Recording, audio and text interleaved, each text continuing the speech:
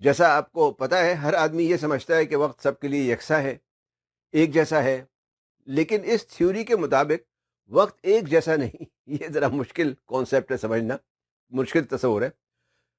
یہ کم زیادہ وقت جو ہے وہ کم یا زیادہ ہو سکتا ہے، یعنی 1 منٹ کا دورانیہ ایک انسان کے لیے کم ہو سکتا ہے اور دوسرے کے لیے زیادہ، اور اس کا انحصار ان کی آپس کی رفتار، یعنی جو موشن جسے کہتے ہیں، رفتار کے کم یا زیادہ ہونے پر ہوگا۔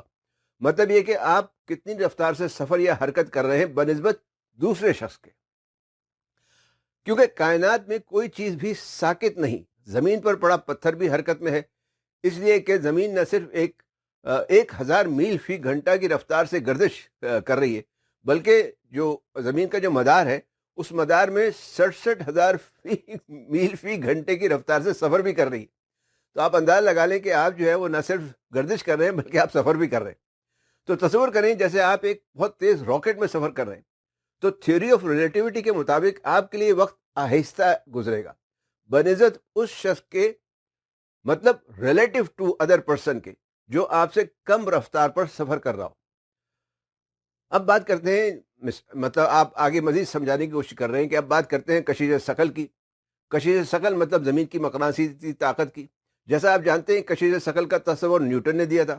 اس کے مطابق چیزیں زمین پر کشش ثقل کی وجہ سے گرتی ہیں، لیکن آئنسٹائن کا کہنا ہے کہ کشش ثقل مقناطیسی طاقت نہیں، بلکہ اصل میں اسپیس میں ایک گڑھا سا پیدا ہو جاتا ہے۔ اسے یوں سمجھیں جیسے اسپیس جو ہے وہ ایک بہت بڑا کھچا ہوا ربر کا پیس ہے یا تنا ہوا الاسٹک کا پیس ہے۔ اس پیس پر اگر آپ کوئی بھاری چیز رکھیں گے تو اس جگہ ایک خم سا پیدا ہو جائے گا، ایک گھڑا سا پڑ جائے گا یا بن جائے گا۔